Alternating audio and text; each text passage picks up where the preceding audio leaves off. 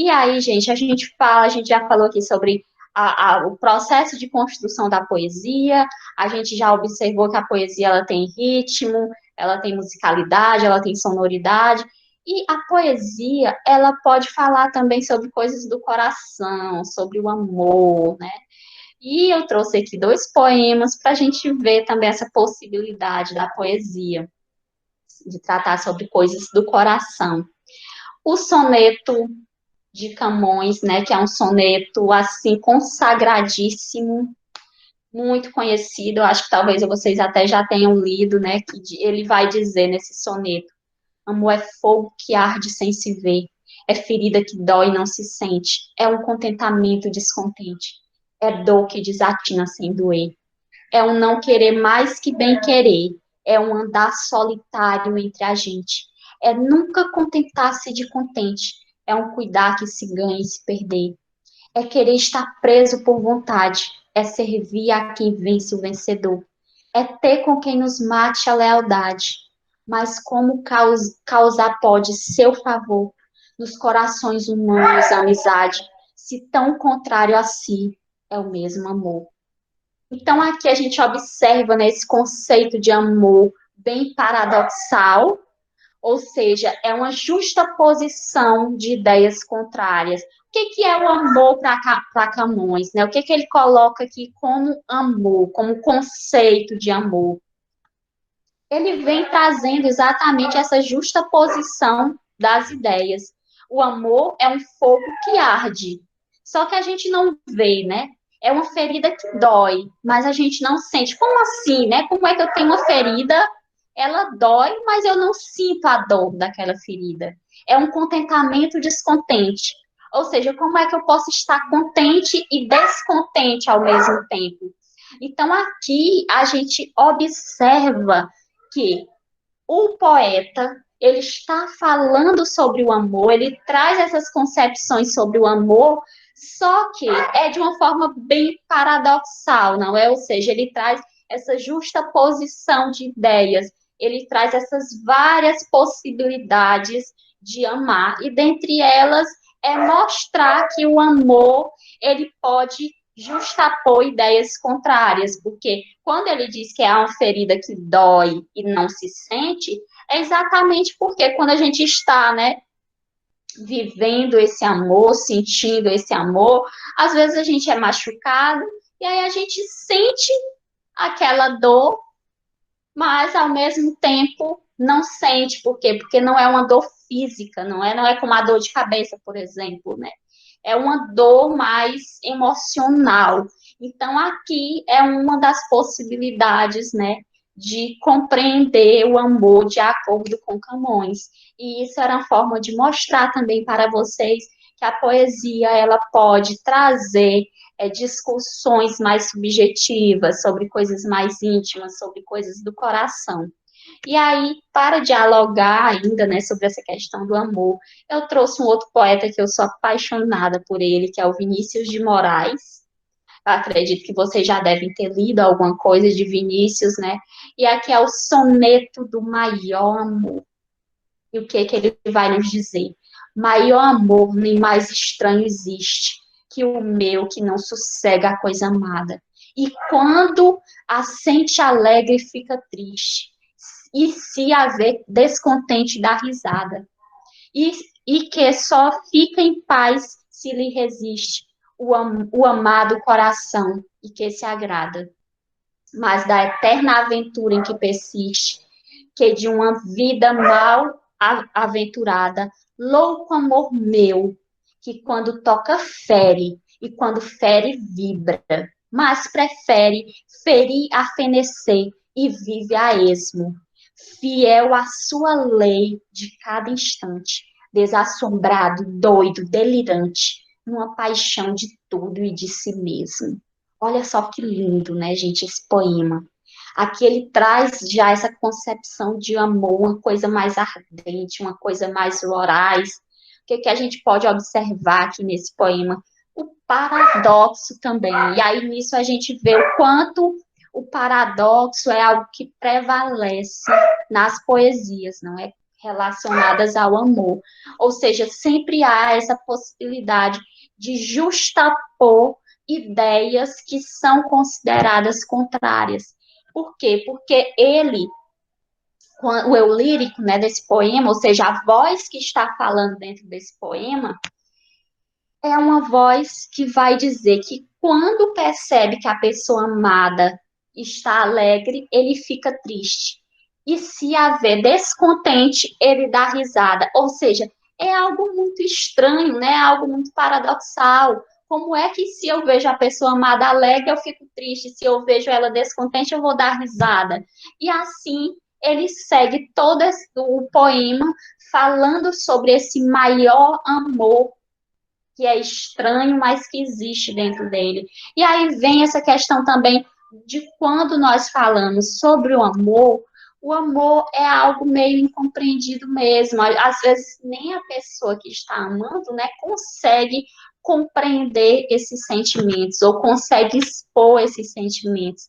Então aqui eu trouxe os poeminhas também sobre o amor, né, para a gente perceber que a poesia ela trata de diferentes temáticas, ela aborda diferentes vieses. E nós vamos falar agora sobre a poesia de cunho social, certo? Ou seja, muitas vezes a gente imagina que a arte é só para deleite, é só para fuga mesmo da realidade, né? Ah, eu quero fugir da realidade, então eu vou recorrer à arte. A arte, ela também pode criticar determinadas situações da sociedade. A arte, ela serve, eu gosto de trazer a seguinte expressão, né, que a arte, ela pode ser, assim, um soco no estômago da sociedade, porque muitas vezes ela vai tratar de assuntos que estão presentes no nosso meio social e que a literatura ela se engaja nessas causas, certo? Então, eu trouxe dois poemas para a gente finalizar essa nossa discussão. E aí, esses poemas eu quero que vocês me ajudem a debater eles, ok? Então, quando eu fizer a leitura, vocês já vão prestando atenção direitinho para que a gente possa debater, certo? Vou já apresentar aqui a vocês. O primeiro poema é um poema de um escritor das literaturas africanas de língua portuguesa. Se eu não me engano, ele é angolano, que é o escritor José Craveirinha. E o título do poema é Grito Negro. E o poema vai dizer o seguinte: eu sou carvão, e tu arrancas-me brutalmente do chão, e fazes-me tua mina, patrão. Eu sou carvão, e tu acendes-me, patrão, para te servir eternamente como força motriz, mas eternamente não, patrão. Eu sou carvão e tenho que arder, sim, queimar tudo com a força da minha combustão. Eu sou carvão, tenho que arder na exploração, arder até as cinzas da maldição, arder vivo como alcatrão, meu irmão, até não ser mais a tua mina, patrão. Eu sou carvão, tenho que arder, queimar tudo com o fogo da minha combustão. Sim, eu sou o teu carvão, patrão. E aí? O que que nós podemos analisar no poema Grito Negro de José Craveirinho? O que dá para a gente discutir a partir desse poema?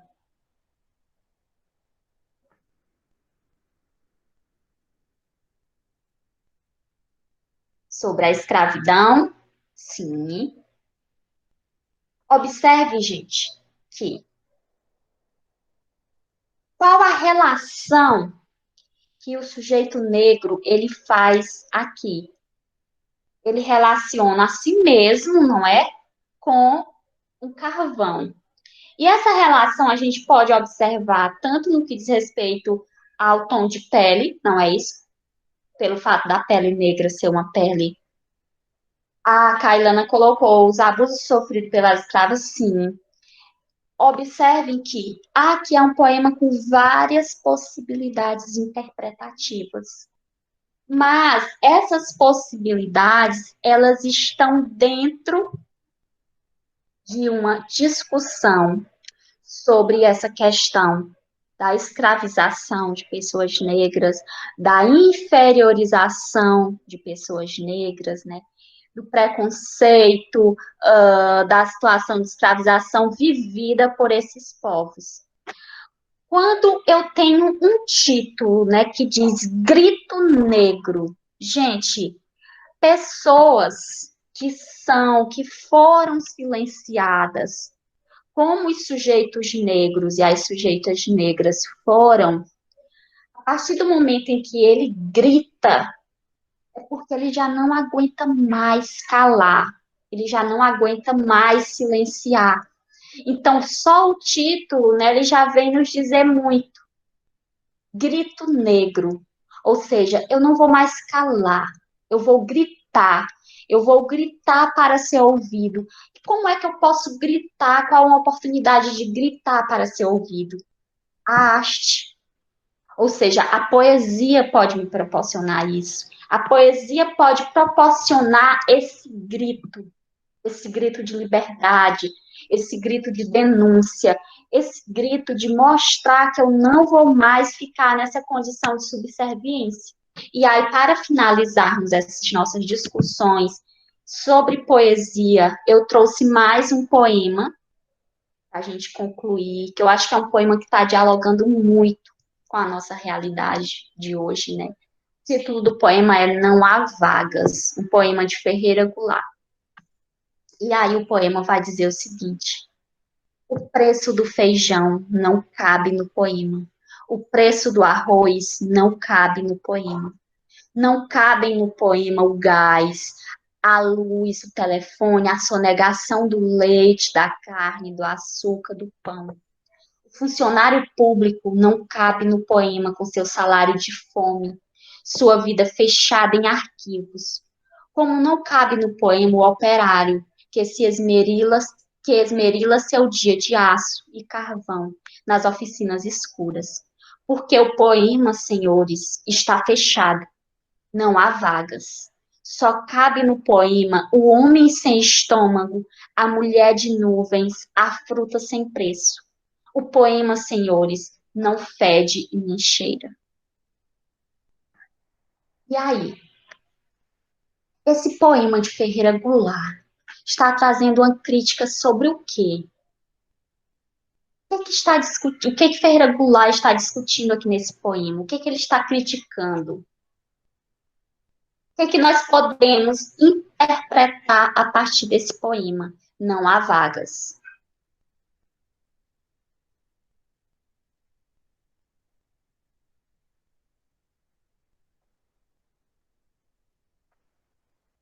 E aí? Desemprego? Sim. O que mais?